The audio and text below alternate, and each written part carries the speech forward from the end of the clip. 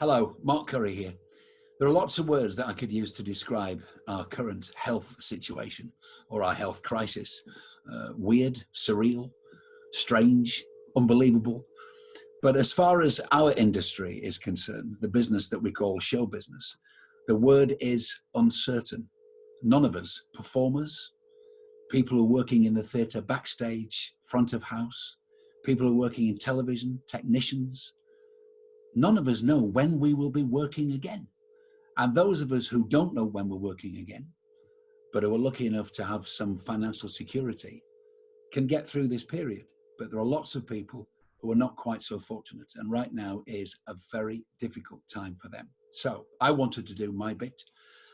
And I'm putting together a series of conversations called Conversations with Mark Curry, with some famous faces, some of them mates, some people that you'll know, I'm sure. Just chatting to them about their lives, their careers, what they're doing now, their plans on hold because of this situation.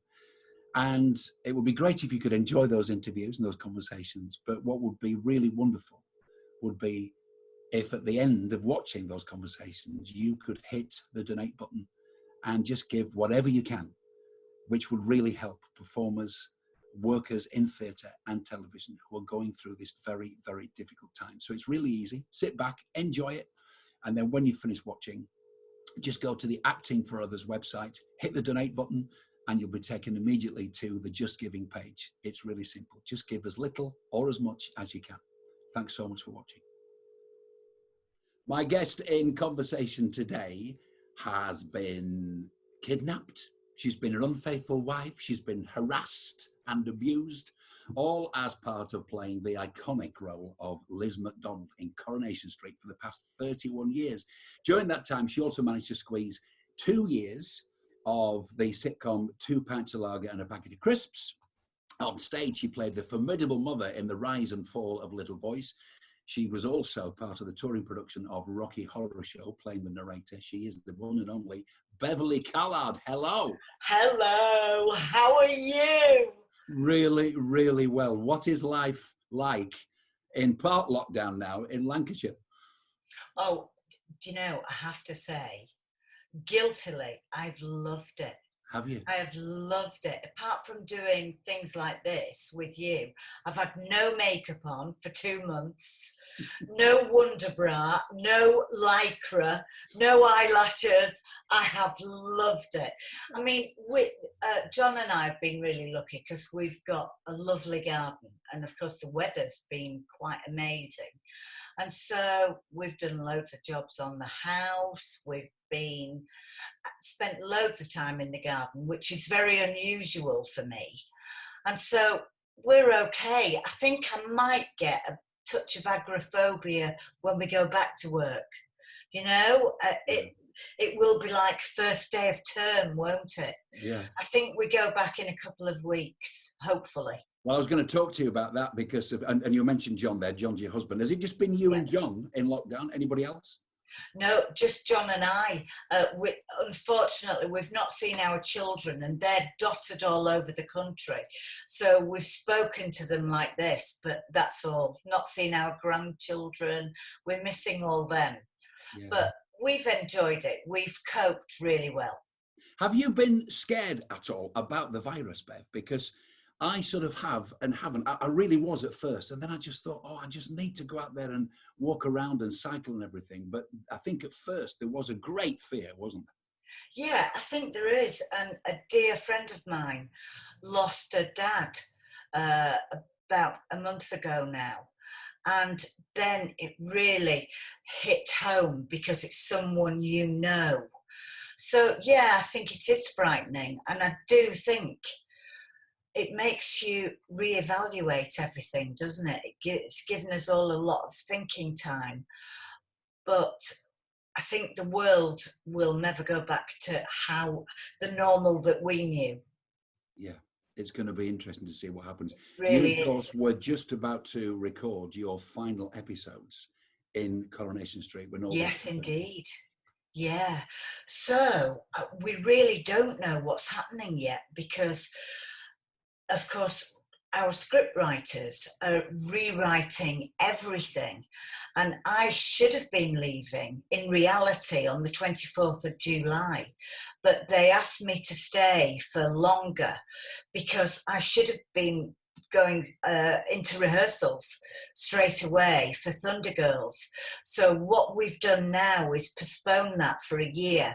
So I'm going to be staying a little bit longer in Weatherfield, but I can't tell you how and I can't tell you why. But I've not filmed my leaving yet, so it's all very exciting. Now I don't know how she's going to leave, how Liz is going to leave. But I believe it's not coronavirus related. Okay. So are you saying, I know you can't say too much, but are you saying to me that you did know how she was going to leave, but now because of this, you don't know how she's going to leave? Am I right? Yeah, yes. I did have a vague idea, to be honest. More often than not, and people think we're telling fibs when we say this, but usually the viewer knows about we know about 8 weeks more than the viewer. And they tell us as little as they have to. But I had a vague idea of what was going to happen, but it's all changed now. Does that sometimes drive you crazy? Do you want to say to producers, listen, hang on, I've been in this for 31 years. You can tell me, I think I need to know what's going to happen to my character. It does drive you mad. And sometimes you get the scripts and think, we get 6 scripts a week. And you read them to find out your destiny, you know, and you think, oh, why didn't they tell me about this before? I wish they'd mentioned it. But they always say, well, you don't know what's going to happen to you in real life. So it's not going to help you knowing the future of the character, really. And we don't get to meet with the writers and mingle with them because they're all over the country as well. And story conferences are really secretive, and they literally are all locked in a room. The producer, the directors, the writers, they check the room to make sure it's not being booked. It's really, really top secret. And of course, the actors are kept well away. Yeah. Well, of course, we are talking about one of the all-time great programs on television. What about if a storyline comes up and it's somebody you've got to have a really long, loving relationship with? Do you get any say in this? Do you say, look, I don't really fancy him, but I do actually quite fancy him? No, we've got no say. No? Sometimes, if they're bringing in a new character that you're going to be working with a lot, they might say, well, will you come and audition with prospective partners, as it were? But more often than not, you meet on the studio floor.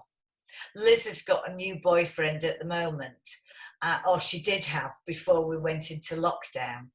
And fortunately, we get on really well. But you do think, okay, fine, I hope we like each other.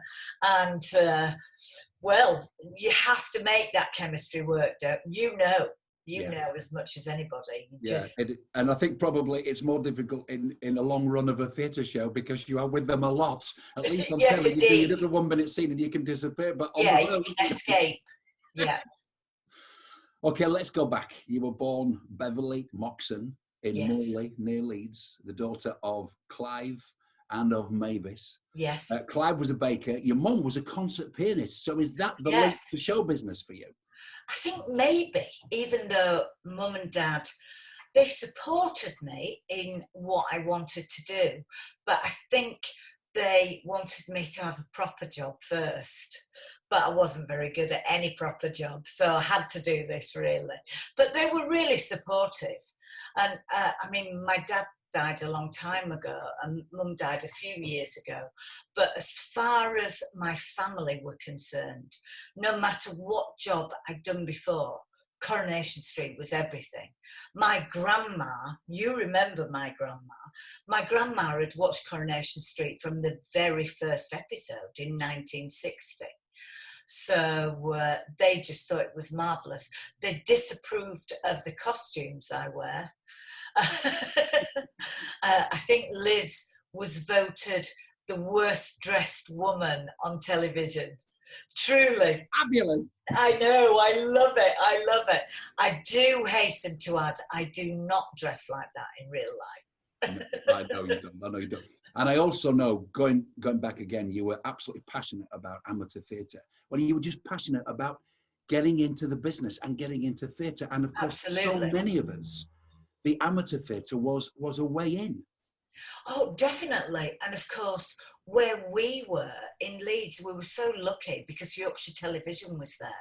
And so when I joined a drama group, it was fantastic because lots of people who worked in television constantly and were locked in joined that drama group just to be a part of being on stage again.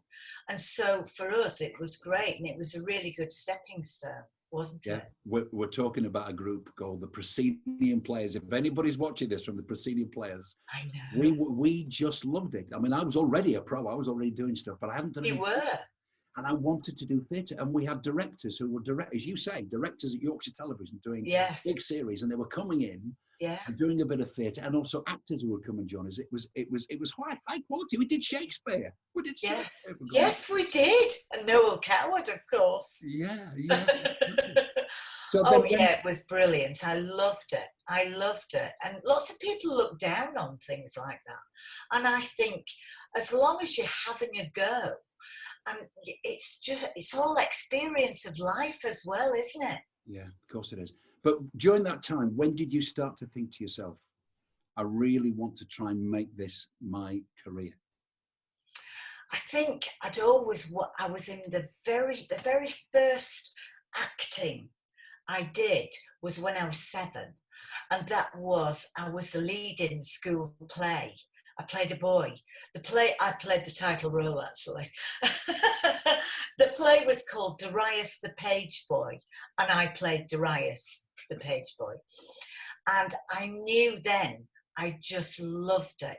And I always wanted to be Barbara Streisand coming down that staircase in Hello, Dolly, and doing all that. And I think I knew I was always going to do it. And then, as you know, I had Rebecca, my daughter, when I was really young. And she was a toddler. And Mum and Dad were really going to support me in going to drama school. But unfortunately, Dad died. And so at that time, I couldn't go. But then someone saw me in a play and asked me to do a small part in a television production. And it just sort of went on from there, really. So that got you your equity card. Is that right? Well, I got my equity card by working in theatre in York with a director called Michael Winter. We did a very early Ibsen play, which made no sense whatsoever, but it got me my equity card. And of course, in those days, that was so important because you couldn't get a job without it, could you? No, absolutely. Times have changed, but that's the way it was then. Yeah. So then you started doing a little bit of television, and we kind of went our separate ways because I was doing stuff, but I then heard that you were doing Emmerdale. You got a nice little part in Emmerdale. So that must have been... It did. Oh, it was fantastic. I was so thrilled. And originally I was contracted for just 6 episodes. And they kept writing more for the character. And I ended up staying about 6 months. And then they asked me to stay longer. And I loved it, but there were so many other things I wanted to do and other parts I wanted to play. So I left. And I thought, I can't stay because I'll get used to this regular income. And, you know, as an actor, that is the most wonderful feeling. But there were so many other things I wanted to do. So I left. And then a little bit later on, I was asked to audition for Coronation Street as a different, not as Liz, but as a different character. Was it June Dewhurst? That's right. She was called June Dewhurst. I love that name. I know. And she was a friend of Galen Bryan's. And I went along to the audition. And I just, even though I didn't want to be in it for a long time, I couldn't say no to Coronation Street because, as I said, my family had watched it forever. And me too. And I got the job. And I loved it. And again, it should have just been for 2 weeks. And I ended up staying 3 months. And then I said, right, that's it, I'm going to go again. And there were, as I say, there were just so many other things that I wanted to experience, really. So then how long was it between June Dewhurst and Liz McDonald? Oh, it was quite a few years. I went off, I was working at the BBC for quite a long time. I worked with, I'm sure you'll remember them, Hinge and Bracket. Hinge and Bracket, yes. Hinge and Bracket. Dear Ladies. Was it Dear Ladies? Dear Ladies. And Dear I worked with them for 2 months. It was amazing. And they were so kind to me and they taught me so much. Then, so I did a sitcom with them. I did a sitcom with Derek Nimmo. Do you remember that? Yeah. Oh, called Hell's Bells. Yes. He played a vicar. Yeah. So I did lots of different things and I just loved it. And then I had my son Josh and I was really ill when I was pregnant and I couldn't work at all. And I was so broke and I really, really needed a job after Josh had been born. And then the producer of Coronation Street rang my agent and said, would Beverley be interested in coming back to play a different character? And this character is going to be long term. So hang on, did he know you from when you were in Coronation Street before? Yeah, he'd been the producer before and I'd left, he left, but he'd gone back and asked for me to go and audition to play Liz McDonald. Wow. And we knew it was going to be Liz McDonald and Jim McDonald. And they knew Jim McDonald was either going to be Scottish McDonald or Irish McDonald. And so I read with quite a few different guys, So at this point, let me just stop you. You had got the part, or did you have to do an audition? No, I had to audition and I knew they really wanted me to play Liz, but they had to match up the guy who was going to play Jim. And so I read with all different actors who were prospective Jim McDonalds. Yeah. And I think they did the same with the women as well. There were lots of women, lots of actors reading for Liz. And then eventually I had to read with Charlie Lawson, who got the job, and we clicked straight away. How long did all that process go on for? It went on for about 3 weeks because we knew that they were introducing a family of 4. Liz came first, she was on screen first, and then a couple of weeks later Jim arrived, and then about a month after that the boys came. But it was just the most amazing experience. And then the producer said to us, how do you fancy being in Coronation Street for the next 10 years? And we were like, are you serious? And I so needed the money. And Charlie had worked all over, but he needed the job as well, as all actors do. And we were the only ones, and to this day, still are the only ones. We went in, Charlie and I went in on a contract for a year. And normally your contract is for a few weeks and then a few months, and they see how it goes. But they wanted to give this family a year, and we knew with a year to either make it work or not. What was the pressure like? Because you'd got the job, that must have been amazing, but then you really had to prove yourself because this producer had trusted you with this part. Absolutely. And it said things like, how do you fancy doing it for 10 years? So that year, there must have been enormous pressure for you. Massive pressure on me. But Charlie didn't feel the pressure at all because we work in very different ways. He is very happy-go-lucky. He's not a worrier at all. I am such a worrier, and the slightest thing I would think, oh well, that's it, I bet we're going to be sacked now, I bet we're going to be sacked.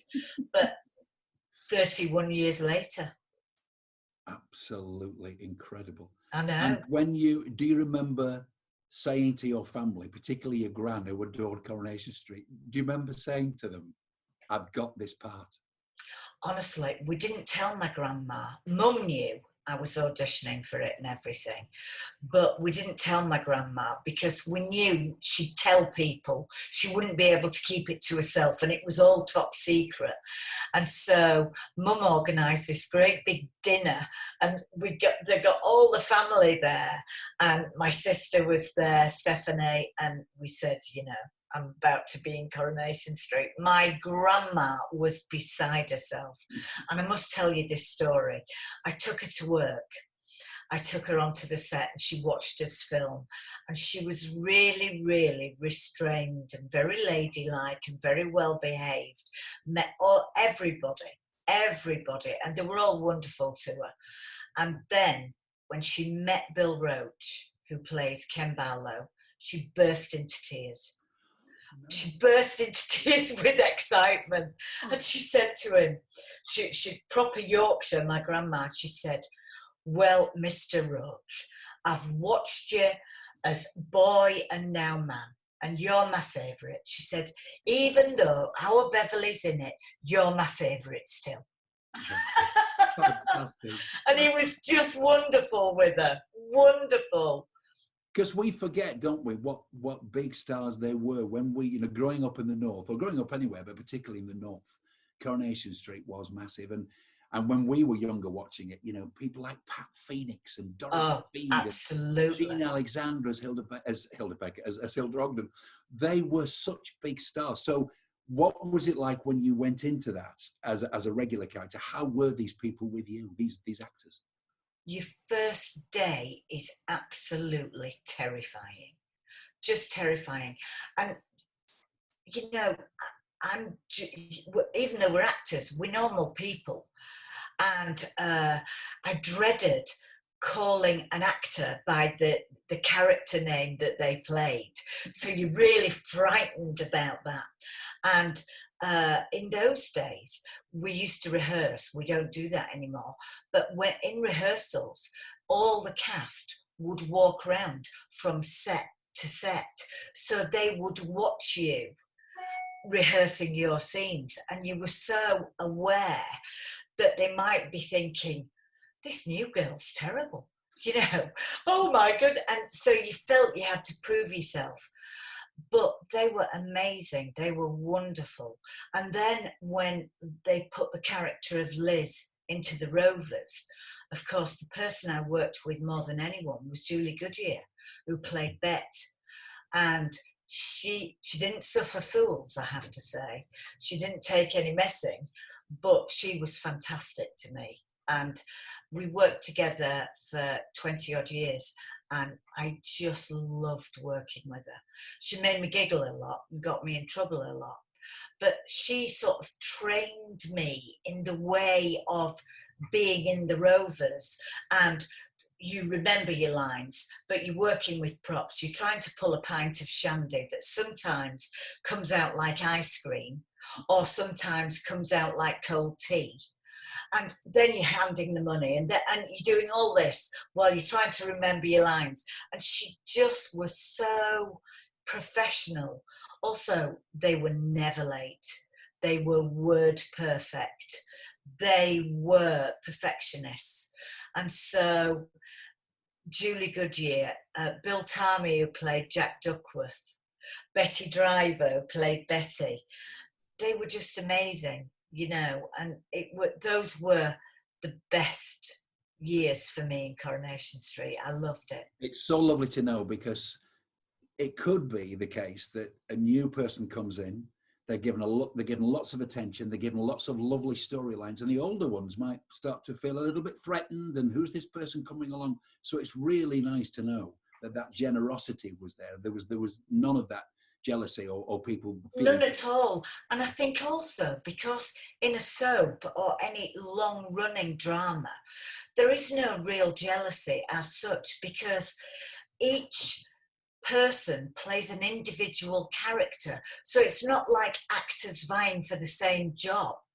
I think when you go in, your job is to make your character different to anyone else's.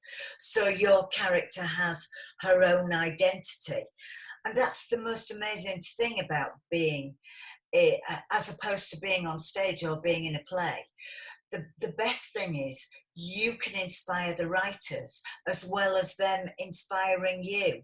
And so it's a joined effort. And that's a really good feeling. But I do love going on stage as well and taking the character just from the script. I love both. I couldn't say which I love best. So who were the great characters to work with? You said that you clicked with Julie Goodyear. I know you were great mates with Anne Kirkbride, who played Deirdre. Yeah. Who were the other people who stood out for you when you were working with them? Well, Anne Kirkbride, it was great because the second we met, we got on. And she was just wonderful. And we just, as women, we clicked. And we used to go out together. We used to go out now, maybe have dinner once a week, something like that. And we used to call it, we'll go for a Chinese and a chinwag. And that's what we used to do. And so we became really good friends in our own lives as Beverley and Annie. But then, of course, the writers seemed to see that if they put us together, we had this real chemistry. So then Liz and Deirdre became best friends as well. And it was just brilliant to work with her. And we were so close. I spent a lot of time in Spain, and so did Annie. We even had houses in Spain in the same village. And she used to go with her husband, and John and I'd go and we'd meet up. And I was there when sadly she died. I was with her when she died.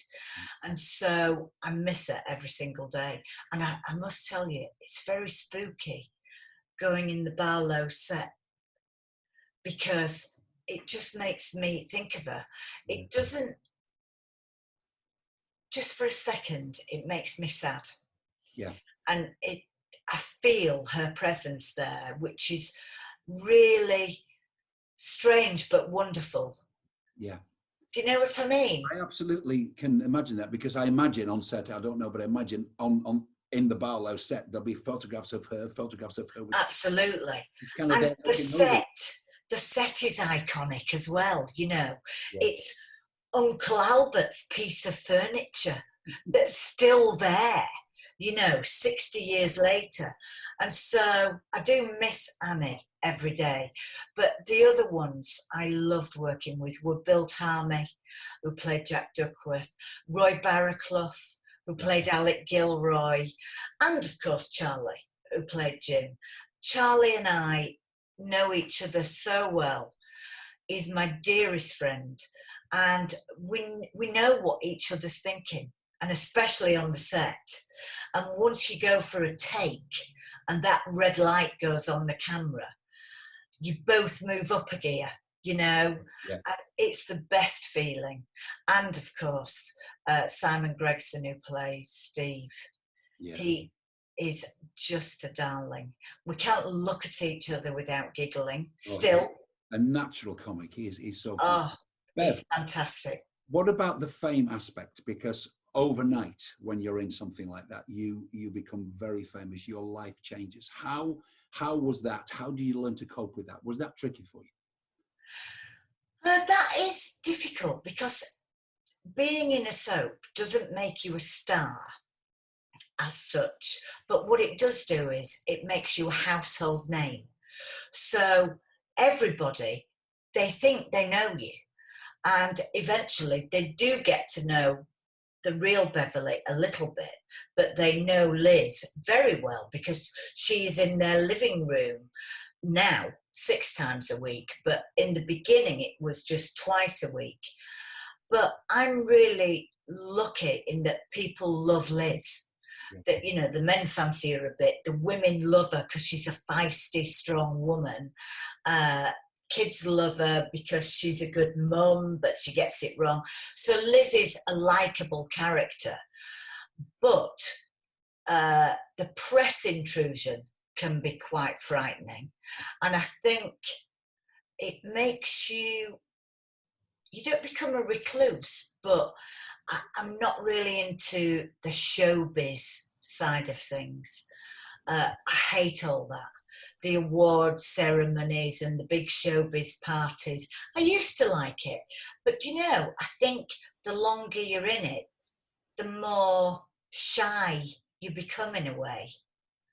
And so, can you understand that? Yes, yes. You That's know, and you sort of feel vulnerable a little bit.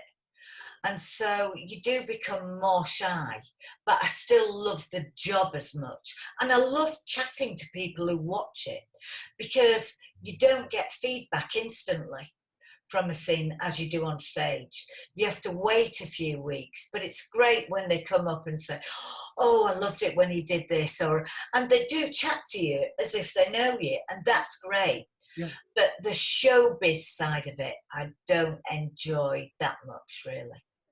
It's funny you say that they take the characters so seriously. My mum, and I've been in the business a long time, I remember I was in a show with somebody who was in a soap, and she said, "Who's in it, love?" And I told her, she said, "Oh, I don't like her. She's an absolute bitch." And I said, "I don't even know her." She said, "Oh, I do. I've seen her." And that was my mum, who was, I know. She'd been around showbiz most of her life, but that's how real it is. When you watch these shows, it is real. Yes, and I think often the shows like that mirror real life, and I think sometimes we tackle issues that are very dramatic and upsetting, but more often than not, shows like Coronation Street are escapism, and I think that's what's really good, especially in times like this, the lockdown. I think the viewing figures have gone up for soaps again, because of Netflix and everything else. The viewing figures are much less to begin with, but as the weeks go on, people catch up with it, But I think because people have been forced to be at home, people are really enjoying it, and that's nice to know. When you took little breaks from the street, you did, was it 2 years in 2 pints of lager and a packet of crisps with Yes. Rula and Sheridan Smith? Yeah. Did that make you think, wow, there's a world outside the street that I want to be part of? Or did it make you think, no, I really want to go back? Well, I never fell out of love with Coronation Street, but I just wanted to play something different for a little while. And so I'd done 10 years in the street, and I just thought, I need to go and do something different. And I left. I did a comedy with Jim Broadbent, the great actor Jim Broadbent, and we did a comedy together called The Peter Principle, and I loved doing that. And I was playing a character that was very, very different to Liz. And then when I was asked to do 2 pints, I read the script and I just thought, how can I say no to this? And that, in a way, Mark, was like the best of both worlds, because it was the media of television, but we filmed before a live audience. Right. So you had the best of everything, and we loved it. And I stayed with it for 2 years, and it went on for a bit longer, but I didn't want to be in it any longer because I'd left one long running job. I didn't want it to go on and on. So, but I loved it. I loved it. And of course, Sheridan Smith, I mean, it was a great cast. Will Miller, terrific. But Sheridan Smith was just really starting to kind of get taken notice of. Were you aware this is somebody very special?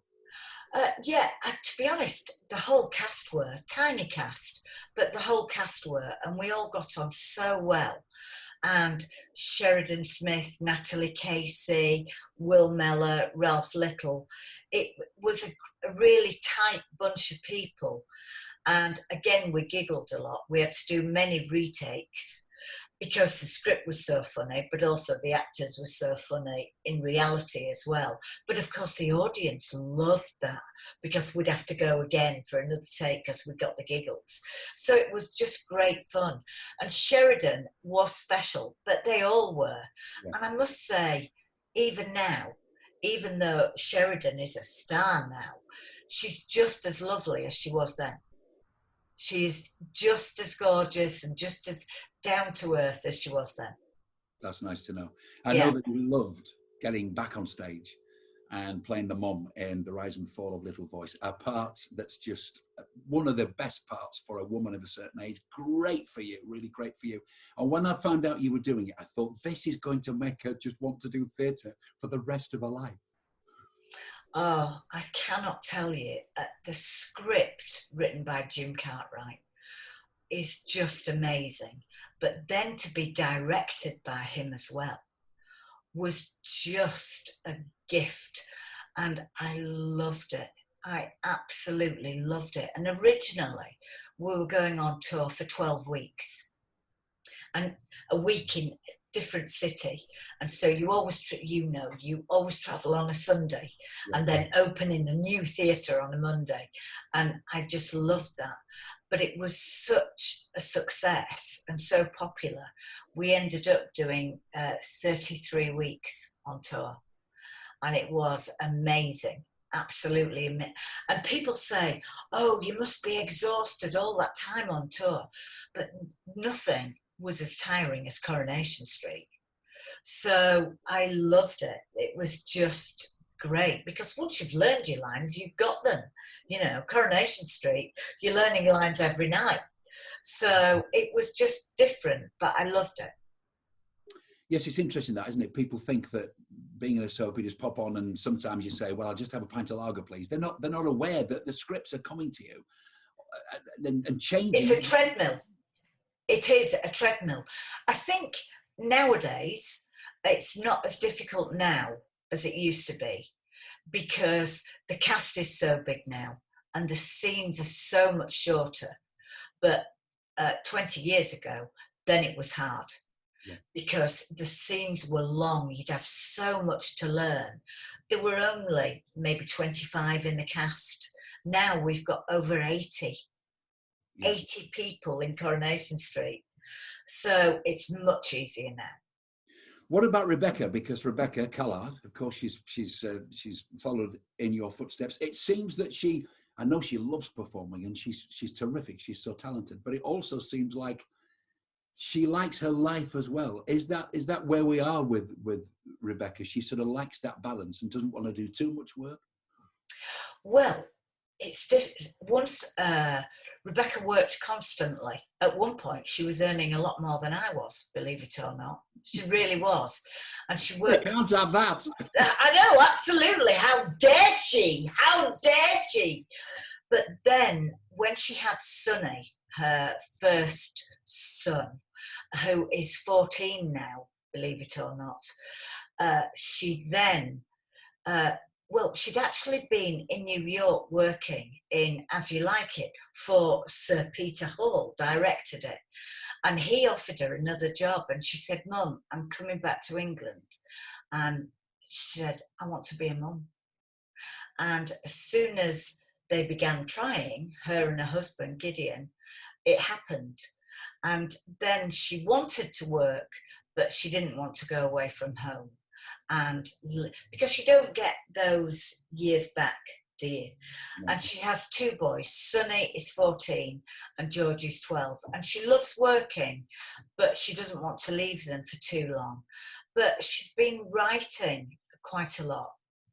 And she won a prize at the Bruntwood Festival. I don't know if you know about this. Do you know about this? No, I didn't know about the prize. I know about the festival. Yeah, well, she wrote a play called A Bit of Light, and that now is being made into a film. And then she's written a few other things, but at the moment she's writing a series called Breeders that stars Martin Freeman. And that's on Sky at the moment. She's writing the second series with Simon Blackwell and some other writers. So she's doing really well in that side of things. I hope she lets you know if there's a great part. She better. And so she's got a play about to be put on. No part for a mum. No part for a mum. Or for you. And we need to nag her, don't we? We need to get together and bully her. Yeah. But she's busy, but she loves it because she can work from home. Oh, well, that's really good to know.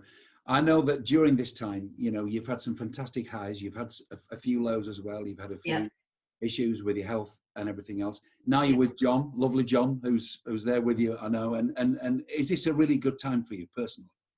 Yeah, believe it or not, John and I have been together 20 years. That has gone so fast as well.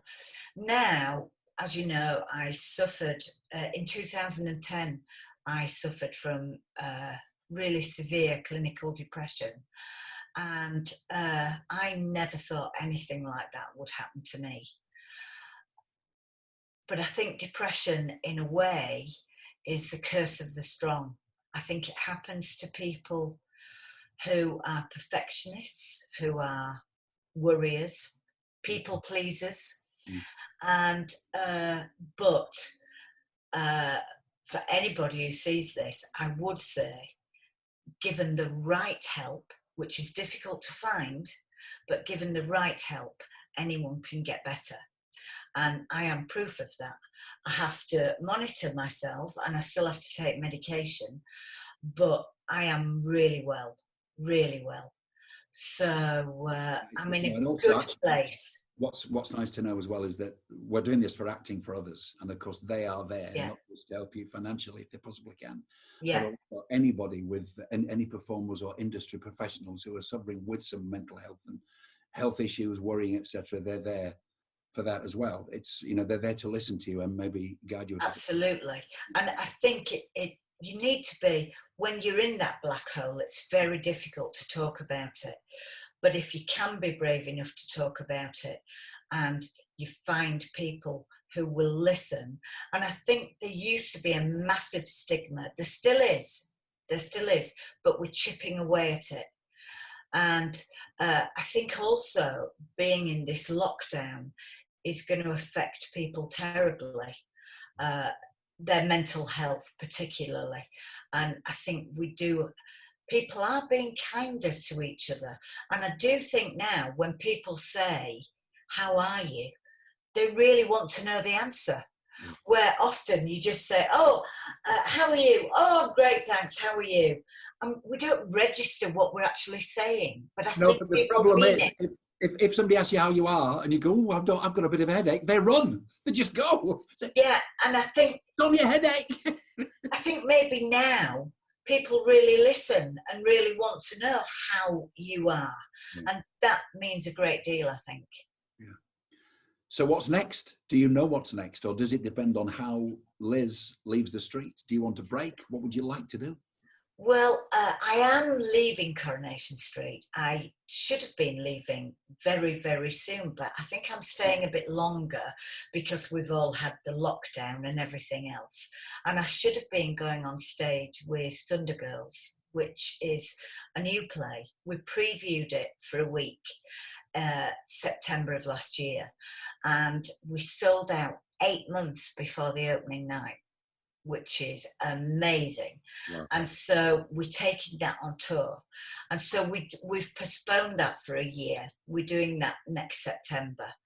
And so I'm going on stage again for at least 12 weeks. And there are a couple of other things. I'm going to be filming something as well. But exactly when, I don't know now because of the lockdown.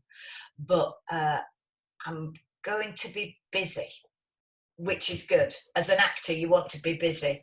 And I thank my lucky stars. Yeah. Well, what's fantastic is you're still as enthusiastic as you were all those years ago when we were in the proscenium players. I know. Society in Leeds. I always thought she really wants this. She loves this. And that's still evident with you. And that's just fantastic. I do love it. I do love it. And you do too. And I do. And it's great to see you looking well and being well. Long may that continue. And I just look forward to the next adventures of Beverley Callard. I do hope we work together one day. Oh, that would be just wonderful. I would love that. We just have to keep trying and we'll get there. And not set each other off, which we tend to do. Absolutely. Thank you for taking the time to talk to us. Mark, I love you. Oh, thank you. It's been great to talk to you. Beverley Callard. Good to talk to you. And if you've enjoyed this, please, please, if you possibly can, just hit that donate button. Just do what you can for acting for others. And of course, yes, please do. Please do. Please do. See you soon, Bev. Bye-bye. Take care. Love you. Thank you so much for watching that conversation.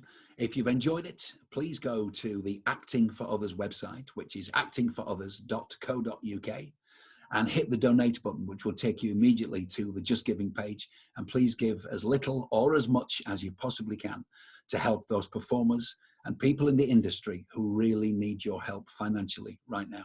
Thanks a lot.